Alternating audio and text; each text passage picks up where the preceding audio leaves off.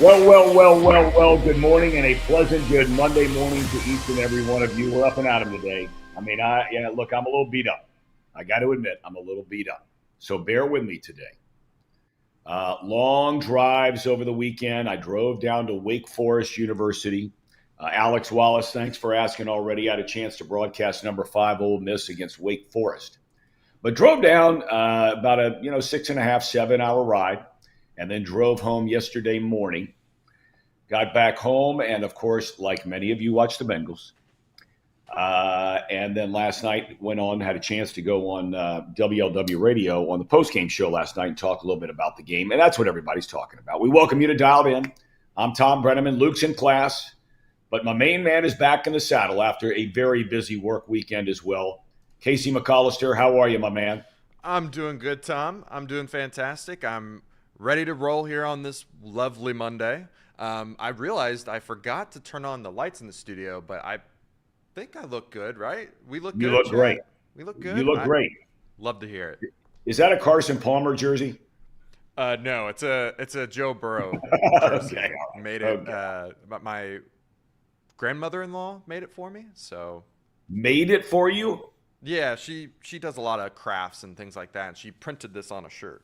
It's kind of That's old very now, cool. Very cool. Yeah.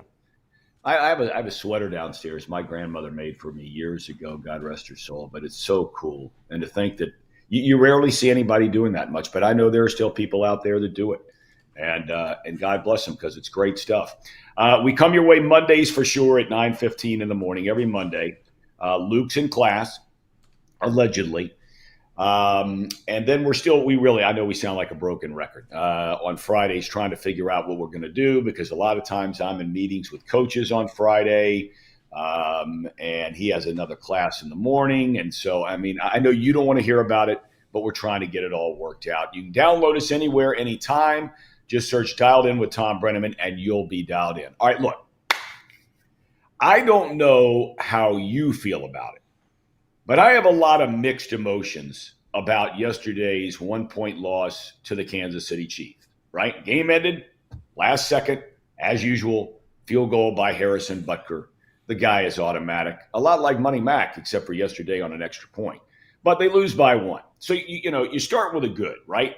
The Bengals showed up to play, which they did not do the week before. In fact, I shared with Casey off the air a little while ago, I am more angry about the way they played the week before than I am about them losing the game yesterday. And angry is not the right word. It's dumbfounded. It is amazing how you can go toe-to-toe with a 2-time defending Super Bowl champions on their home turf without your second best wide receiver, lose on the final second of the game, and stink as bad as they did last week. That's all on the coaching. And it's on the players for thinking they're better than somebody. Because the last time I checked, the Bengals didn't make the playoffs last year. So that means that going into any game, they shouldn't think they're better than anybody. But they did last week. And there are no excuses for that. They try to give you a bunch of excuses, but there's no excuses. Game plan yesterday, pretty good. Tight ends were phenomenal. They took some chances on 4th down. They converted. The defense looked better. Not great, but certainly better. They had 3 takeaways against the best quarterback in the league, right? So they won the turnover battle, and normally that means you're going to win the game. It certainly gives one hope moving forward, right? You have hope, a lot more than you did last Monday morning. Now, on the other hand, they still can't run the ball, and basically they continue to tell us without saying it out loud, they have no interest in ever being able to run the ball. None. They ran it 22 times, and 6 of those were with Joe Burrow, scrambling. They can't stop the run, period. And now their 2 best interior defensive linemen, B.J. Hill and Sheldon Rankins, are hurt. How do they address that? We'll get to all this in a minute. Jamar Chase, invisible man for the 2nd straight week, unless, of course, he's getting penalized.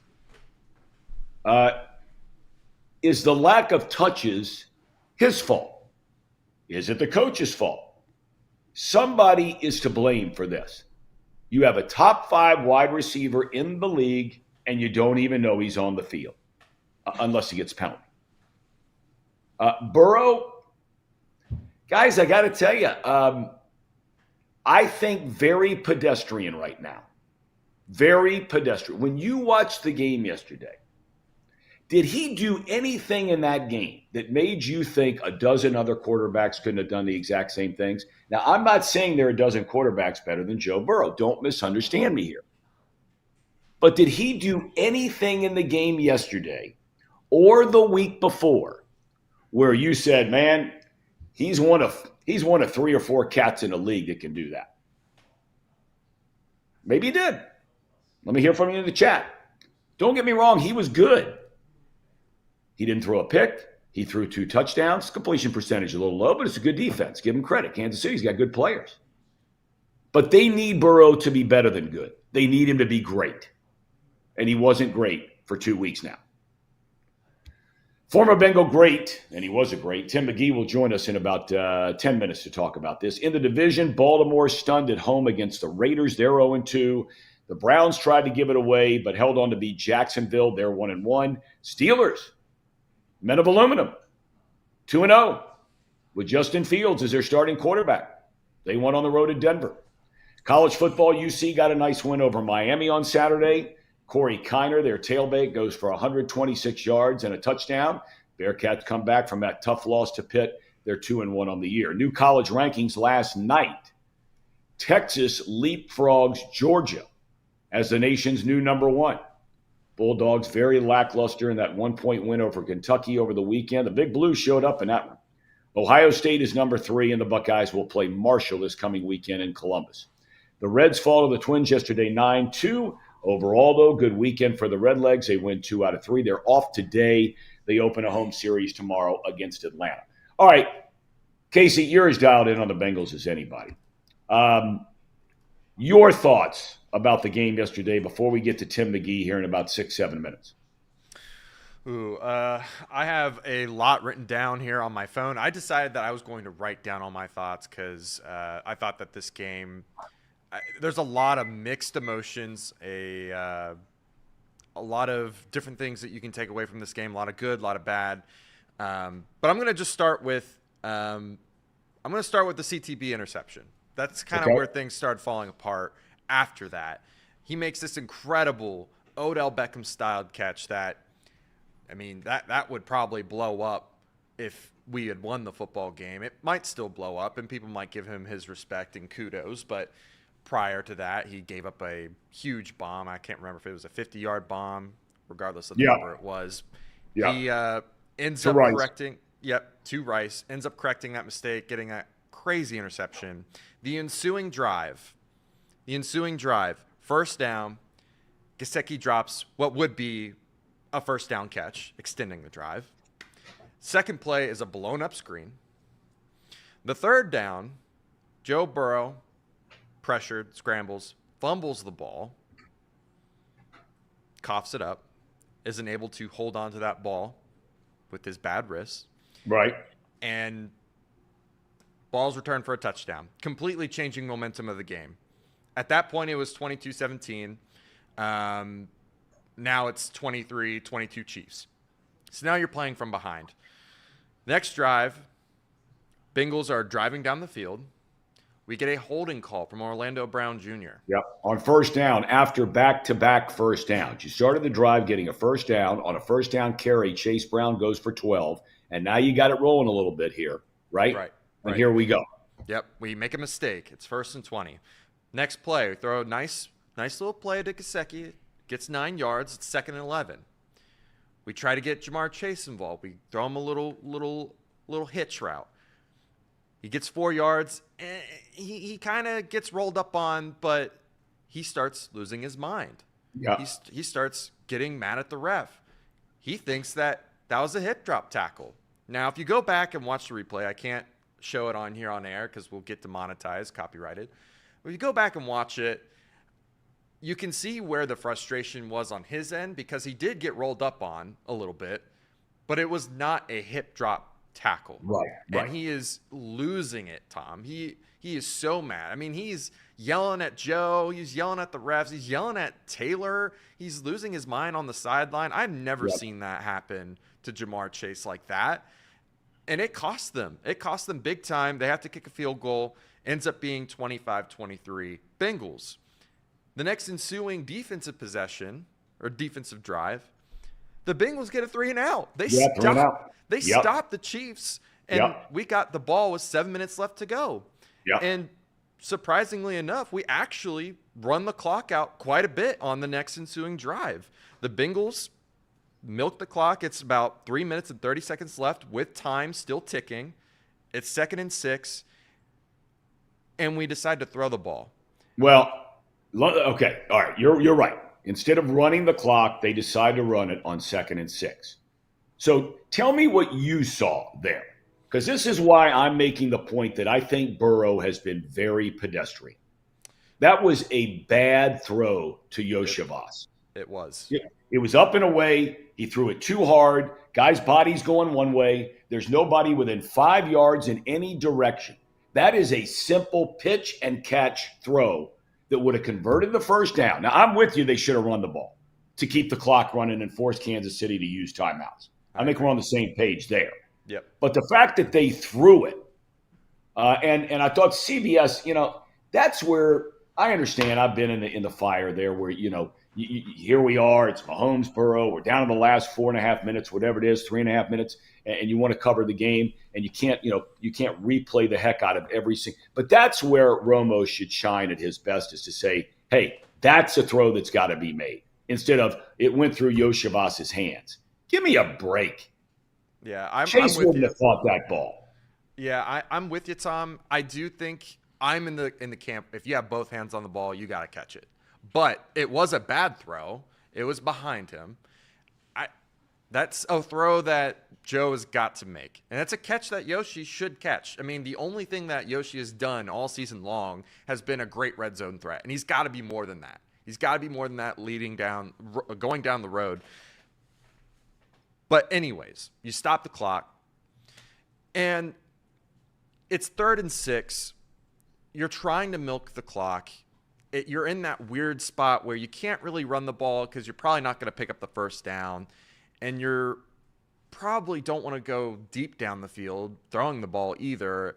And they Chiefs dial up this great blitz, this delayed blitz. Joe Burrow never sees it, but he gets sacked for 10 yards, Tom.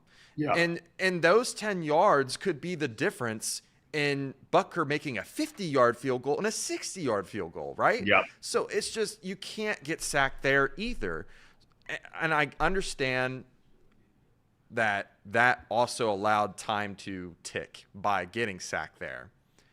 But giving up that many yards, it was just crucial for them at least getting a chance to stop them from making a 50-yard field goal and a 60-yard field goal. Anyways. Well, the other questions that and there's so much to dissect from this game, and Tim McGee is going to join us any second now, but it's the same old about missed opportunities because you don't run the ball. They were 2 out of 4 in the red zone, 2 touchdowns and 2 field goals. Right. The first drive of the game, they're 1st and goal from the 4, and they have to kick a field goal because they cannot and will not run the ball. I'm with you. You start with that. I'm not going to beat the kid up for the pass interference penalty. God bless him. I hope he plays in the league for 15 years. But I think you do have to ask the question, and I would really like to know if somebody that covers the Bengals in the media asked the question yesterday, why was that young man on the field? He's a 7th-round draft choice. It's a great story. And like I said, I hope the guy becomes a star and plays forever. It wasn't his fault that they lost a game yesterday. Yeah, I mean, but when you're $15 or $20 million under the salary cap, and this all gets back to this, and I bring it up all the time, and I know a lot of you are tired of hearing about it. But if we all agree that Noah Higgins will probably leave at the end of the year, if we all agree that this is sort of the all-in season, right?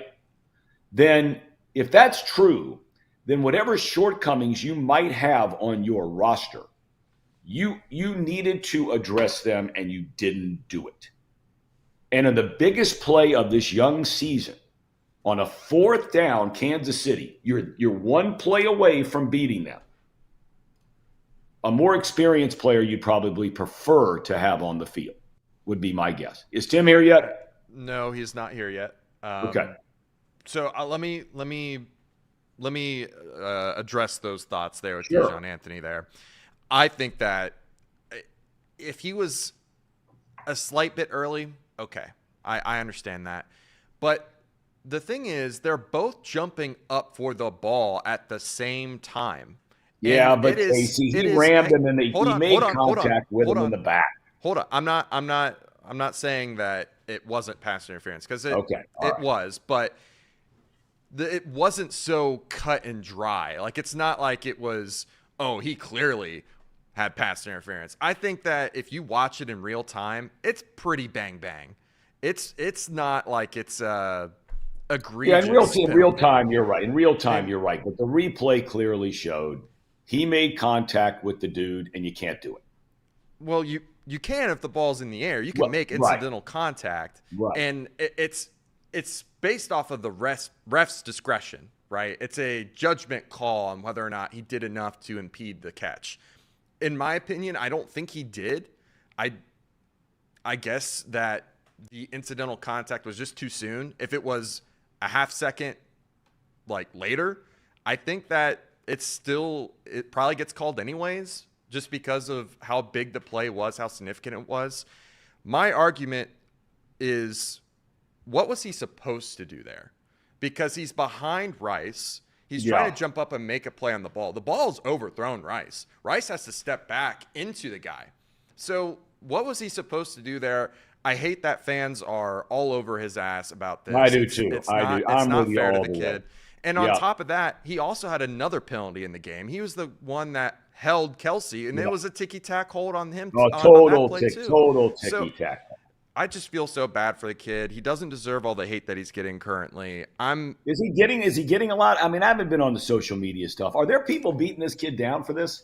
Well, I think what they're saying is that why was he out there on the Well, that's a crucial fair down? question. And what I'm going to say is that they had enough faith in him to make a play, and I feel like both Okay. times, All right. both penalties just did not reflect how he actually played on the field. Now, I need to see the full snap count. I haven't looked at that. I don't know how many times he was out there on the field, but he clearly had a role. His clear role was being able to defend the tight ends. He was doing a lot of the slot role stuff, and I don't know. It felt like he was just I don't want to say targeted because that's not what happened, but I feel bad for the kid. Like the two penalties, I feel like were so ticky tack, so bang bang that you just can't make the call there. Is what I feel like should have happened. All right. It's a Hail Mary throw.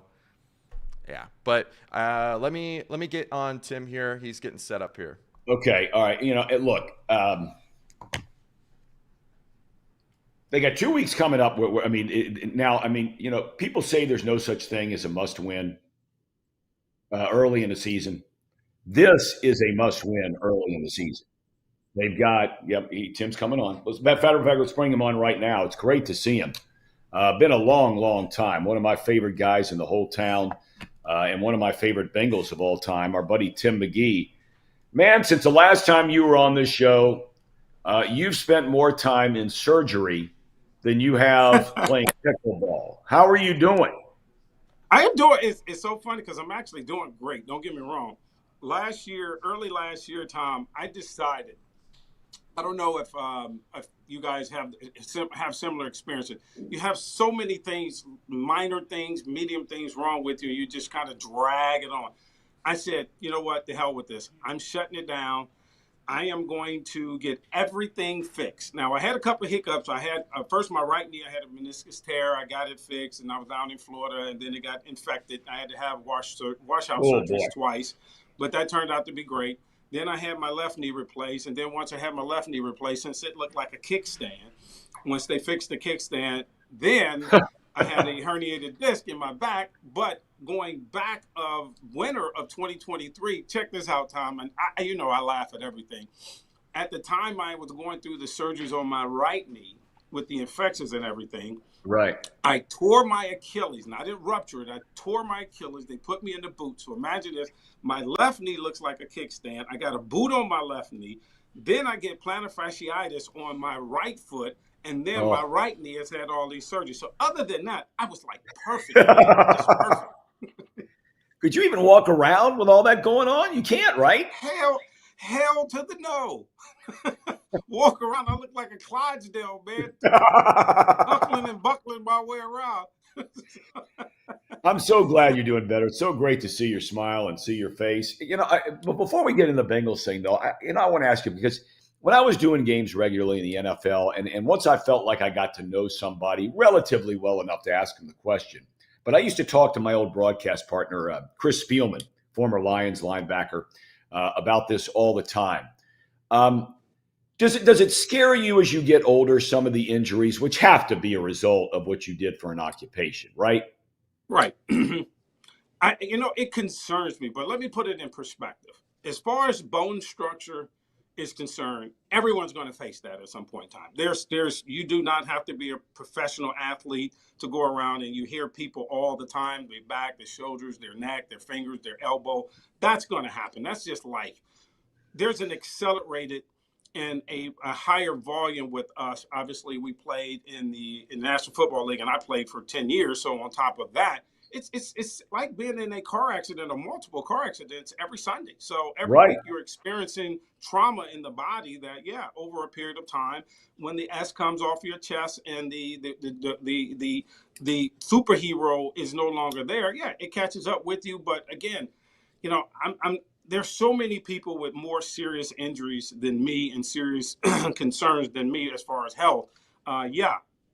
Is it convenient? No, absolutely not. But you're not going to hear me complain. And you see the smile still on my face is because when I do a lot of charity work and when I see people that are hurt, and I was in Cleveland, I was at Cleveland Clinic last week doing a 3-day NFL physical. For no particular reason, they allow us to do it every 5 years. What a wonderful program, I would say that. And you see people that are really sick. It keeps things in perspective. And it's like, my elbow hurt. This hurts. But, man, there's some people with some serious injuries there. No, there's no doubt about it. There's no doubt. It's a beautiful way to look at it, and you're spot on. All right, let's talk about the Bengals yesterday. There's so many areas here. You have such a unique perspective. And I mean, I think you break this stuff down better than anybody around. What jumps off the page to you? I can sit here and say what jumps off the page for me, but at the end of the day, for you, you're sitting there watching the game. You come away afterwards and say what? Something's missing. There's an element of that team that maybe they call it chemistry. There's just something missing. They're not on beat. And now, don't get me wrong, Tom. I was not expecting them to win the game yesterday. But you can just tell every time Jamar Chase's name is mentioned, there's something about that to make your stomach go, oh, will he get signed? How was his mindset? Then you look when he was arguing, coming off the arguing with the official, I have to call an official a lot of complimentary names. He got to the sideline, and if you saw the look on T. Higgins' face, it said it all. I mean, T. Higgins looked at him like, I was expecting this blowout, but I didn't know it would come this soon and this bad. So I just think there's an element in the locker room where something is missing. And I don't think a coach can fix it. I don't know if a management can fix it, but they just don't seem to be on the same page. And that's not to say they will not get on the same page later on in the season. But right now, something's going on. And I don't mean like controversial going in the locker room. They just haven't gelled yet. Okay, well, you bring such an incredibly unique perspective to this whole thing involving Chase because of your former careers. You were a star player as a wide receiver. You were an agent at one time. I mean, as a guy that's been around sports my whole life, I saw that thing and I thought to me exactly what you thought Higgins had on his mind. This has been brewing as a blow up for a long time. I mean, this just happened to be the time and the place and the incident. And whatever happened, it happened there. But this has been brewing for a while because there are so many elements, Tim, going on here with this guy. He wants to get paid. Everybody understands that. The franchise says we don't need to do it right there. I think some people understand that. Then you get into the fact that are the fans starting to turn against the kid, right? There's a lot of stuff happening here. He's under a tremendous amount of pressure. Let's just break it down. Players totally not just understand, but 100% support it. They understand you got to get your money back and you got to get it now because you can't rely on tomorrow because tomorrow may be a devastating injury that occurs. We don't want that to happen, knock on wood, but it's not worth the risk. Then you look at it from his perspective. I've done everything I've shown up, which is very unique. I guess it's called a hold in. Yeah. I've shown up. I've been to the meetings. I'm doing this. You guys said you were going to do it. It still haven't gotten done. I need to get my money. And here's the element right here. You're looking at one of his best buddies get paid, Jefferson in Minnesota, and then the next guy comes off the board, and the next guy gets more, and you know you're just as good, if not better than all of them, and you mean so much, if not more, to your team as they do to their team. And you're sitting there, you got all these thoughts, and then you hear these fans who are mostly ignorant that don't understand it because, again, how can a fan understand the fact that this guy is going to make $30 to $40 million per year? And they're looking at it going, hey, he's already under contract. He should just be happy with his $22 million. Well, I'm sorry. I understand it 100%, but don't agree with it because you're not in that world. And you will not go look at your coworker and go, well, you're making $20 an hour. I'm okay with making $15 an hour. And we're doing the same job. Or I'm just as important as you are, if not more important. So, and then you add all those up. Well, and you got to add up, Tim, if all of a sudden he felt like, and you've been in this position, I haven't, if all of a sudden he felt like that tackle in a spur of the moment right there could have injured him for the season. Now, I'm not saying that that's what happened there at all, or not. I don't know. But when you have all these things on your mind, there has to be somewhere, Tim, we're all human beings, in the back of your mind that he knows it could be one play that could all of a sudden stop all of those other things from happening as far as his future and future money is concerned. There's no question about it, Tom. This guy wants security.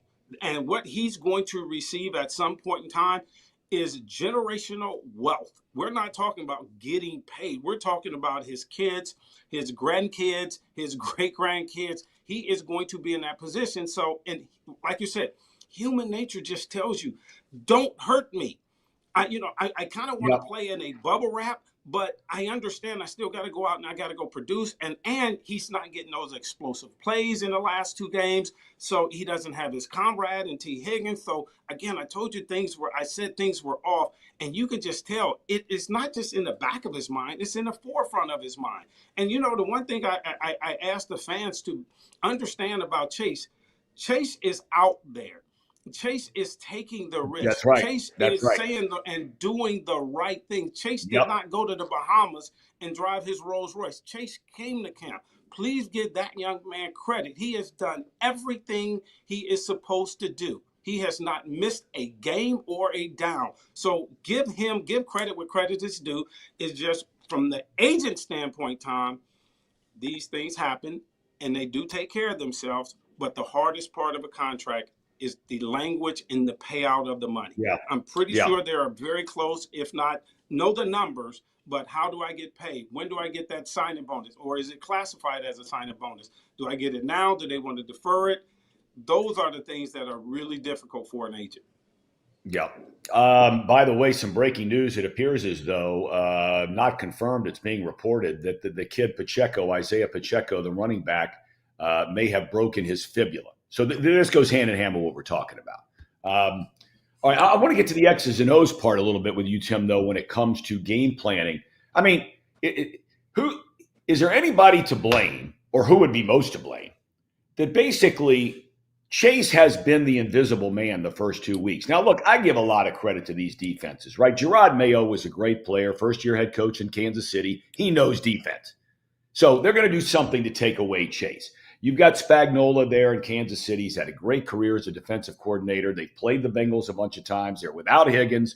Okay, we could do this. But can't you get the ball or game plan to get him the ball more than 4 or 5 times in a game? But here's the problem. You're getting a preview of life without T. Higgins. You're right. And T. Higgins draws so much attention.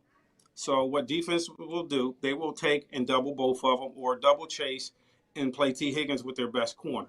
Now, you got a situation where you can put the best corner on Chase and double him and make sure everything that he does is in front of him. Now it's a matter of rack. He got to catch the ball, make something happen, but the defense is swarming. Trust me, it's just that way. On Tuesday, the coaches are putting together a game plan, and Chase is his name is all over that board. And what they're saying is, if we take away the big play, which they have, and make them methodically go down the field, Yep. I'm banking on that we will be able to come up with a play on a 12-play drive or a 10-play drive or a 14-play drive, and that's what's happening. Burrow's fumble that goes for a touchdown. It's a different style. And let me just tell you, I played with Boomer Esiason, James Brooks, Ickey Woods, Eddie Brown, Chris Collinsworth, Rodney Holman, and Anthony Munoz, all these great players, some obviously a Hall of Famer. It was nothing more frustrating during the course of a game when we wasn't scoring touchdown after touchdown. We would get madder and madder, upset and upset, because that's what we come to expect. The Bengals offense got a high bar. And right now you can just see the frustration in their eyes and their body language that they're not able to score those 80-yard touchdowns, those 40-yard big plays, a catch, a run, touchdown. They're just not able to do it. They're looking more like a possessive offense. Yep. And when you have that, it requires a lot of patience, and they're just not built on that.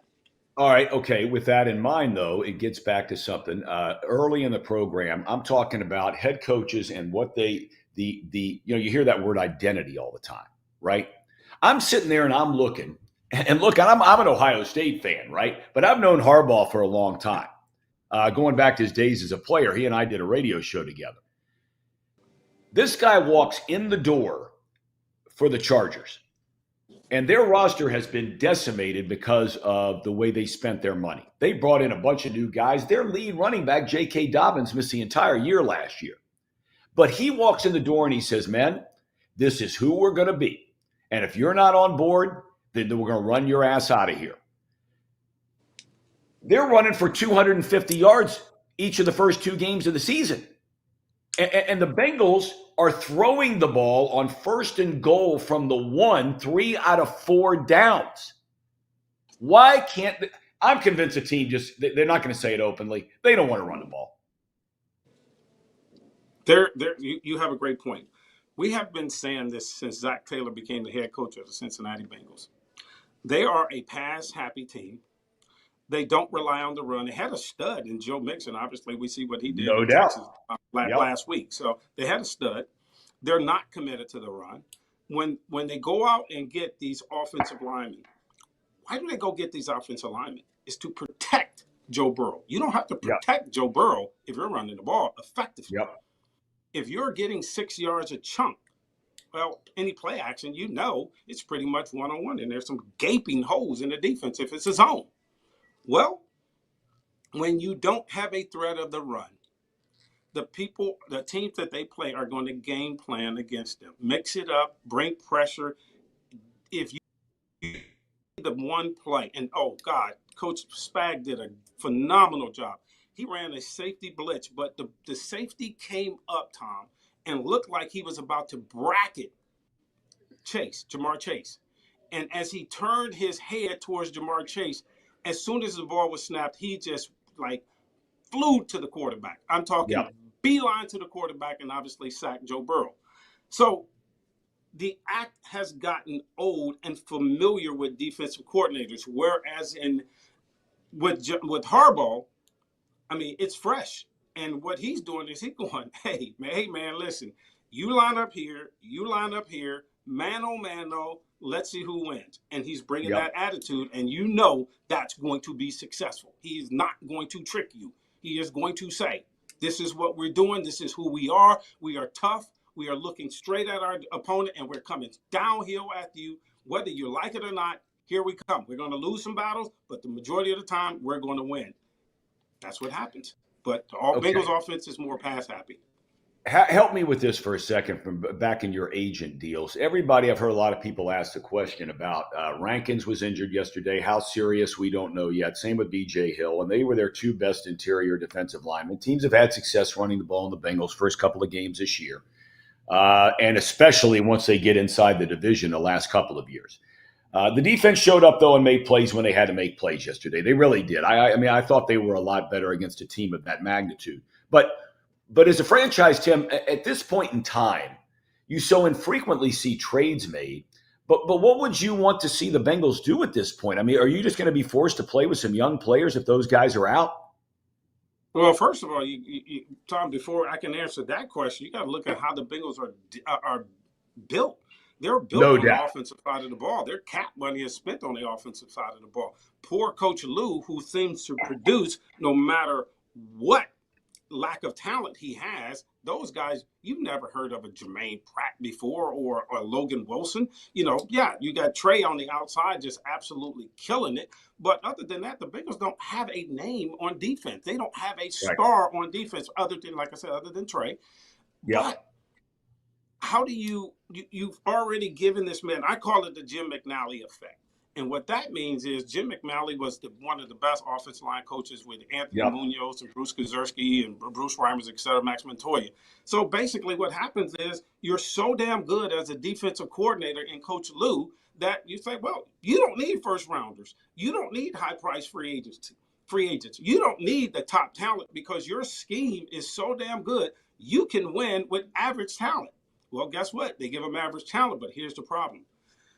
If you want to label them as average talent, Tom, when they go down, if they're average, what's behind them? That's right. Well, that's why I get so upset. Nobody wants to hear about it. I mean, that's why I get so upset when I look at their team every single year being 10, 12, 14, $15 million under the salary cap. Now, maybe you're doing some of that with the expectation that number might change if you sign a guy like Chase to a long-term deal or something like that. I'm not real good with the money part of it. My wife is good with the money part of it. But I mean, you're exactly right. They knew last year in their division, especially, the teams ran the ball down their throat. I mean, it was relentless. Now, on the back end, they bring in Geno Stone and they bring back Von Bell, and I think everybody agrees that was great. But the only guy they ever did anything on the interior was Rankins. And Rankins is a good player, but like you said, he's not a star. And B.J. Hill, everybody agrees, really good player, but you don't want to play him more than 50 snaps, maybe a game, something in that neighborhood. He's forced to play every snap in a game now. You're asking him to do something which he has never been asked to do or proven that he can do in his career. It's oh my God, you hit it on the head. When you talk to coaches, one of the most frustrating things that they go through is where people don't understand. Certain players can play 4 snaps and be very effective. They can play 10 snaps and be very effective. But once you get over a certain threshold with certain guys like B.J. Hill, well, they're not built to basically play the game like a marathon. They can't play from quarter 1 to quarter 4. They can spot play, and they're super at it. And coaches are very, very good at finding those guys and putting them in a position to succeed opposed to fail. That is going to be a problem for the Cincinnati Bengals defense from here to eternity because, again, they're built on the offensive side of the ball. And no, they don't have a bunch of journeymen. They just got a damn good coach in Coach Lou Anarumo that goes out and produces and time again. And just because you get some of these young players, that's great for the future. But a lot of them are not sound in their techniques, their understanding of the defense. And that's why they brought Von Bell back. But again, you got to have some stars and some studs back there, man. Those guys are playing their asses off. Don't get me wrong. They're out there busting their butt. So I give them 100% credit for what they're out there trying to do. But one mistake is 6 points in the National Football League. And if you make countless and countless of mistakes just because you didn't know where to line up, you didn't understand the defense, you didn't understand the concepts, man, you're going to be playing behind. And now that they don't have that offense that's scoring 40 points, hopefully it'll come back. You're going to be in trouble. And as like yesterday, it's a grind fest. And when it came time to make a play, unfortunately, the Bengals had a blunder on a penalty that it was a penalty, whether you like it or not. I mean, it was a clear penalty. But, I heard you guys talking about it earlier. Like, oh, you don't make that call. I think Yeah, if you're a Bengal fan, you It's don't kind make of that call. right. Tim, it's great seeing you, man. Is that a tackling dummy behind you? Is that what you're working on there? I mean, to get your body back in shape, is that a tackling dummy? Attack! I am the dummy. Trust me. I'm the dummy because I played so long in the NFL. All right, I'd love to have you back sometime soon, man. You're our guy. I just think the world of you, and I'm glad you're doing well, Tim. It's great to see you, man. Hey, thanks for inviting me. I'm available now. Last year was a fluke, so anytime you need me, just give me a call. You know how I enjoy doing I definitely will. Our show's better with you on it, my man, and life is better with you in it. Take care of yourself. All right, thanks, Tom. Appreciate you. All righty. Tim McGee, kind enough to join us. What a great dude, man. That guy just brings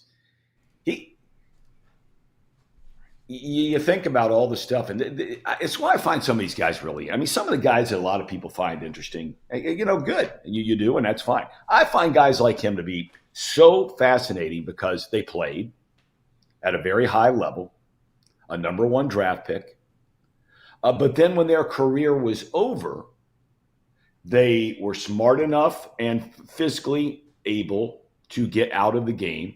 He retired long before he probably needed to, but his body was beat up. He's told that story on the show before with his wife and saying, you got to get out. But then he gets into being an agent, so he knows that business side of the game. He can try and relate to what Chase might be thinking right now. The thing that bums me out about some of this stuff is Higgins is taking a bunch of heat from the fans like he's jaking an injury, which is just completely ludicrous. T. Higgins is as top shelf a dude as this franchise has had in a long time. And once he signed that franchise tag, he said, I'll be out here all the time. And he's been at every practice, played in the preseason, and all of a sudden he tweaks his hamstring and people are on his ass. Chase, competitive dude, uber competitive dude. He's got a lot going on. I'm not sitting here alibiing for these guys, but I'm just saying they're human beings too. Casey, before we get out of here, anything you want to close it out with? Because I know the buoys are getting ready for off the bench. Yeah, the guys are all in here getting ready for off the bench. The one thing I will say is, whether or not it was a penalty there at the end, whether or not you think that the team just didn't do enough there at the end, the next few games are very winnable games. I mean, it's the Commanders. You're playing against a rookie quarterback. And it's the Panthers. And then you have a chance to – I mean, you and I were talking about this before, Tom. The Ravens are in the exact same boat as us. They also started 0-2. You can make them go 2-3 if they win the next two games. You can push them even further down the AFC North standings. They have a lot in front of them right now. And just like every other year with this team, they always manage to magically figure it out. After September, they just dominate October, November to where they just find themselves back in the playoff conversation. So that being said, they have that opportunity, but they have to get guys at defensive tackle. They cannot go into the next game without bringing some guys up, without filling in some practice squad spots. They got to get depth there. You cannot go into that game with only two defensive tackles active on the starting roster. Well, that's not going to happen. I mean, you're right. They're not going to have two guys there. And we don't know the extent yet of Hill and Rankins and how serious these injuries are. They get an extra day because they play on Monday Night Football. Let's not forget that. They play Monday night a week from today against the Commanders at Paycor Stadium. That will be they're not retiring jerseys, but the Ring of Honor night at the stadium. So that'll be a big night. Okay, Casey, great to see you, my man. We'll be back on Friday. Luke and I'll go over our picks. He picked against his mother's alma mater, Notre Dame, a week ago, and upset her. And we're going to see if we can't get him back in line. So, Casey, thank you, my man. Have a great day, and send my best to the fellas getting started on Off the Bench right now.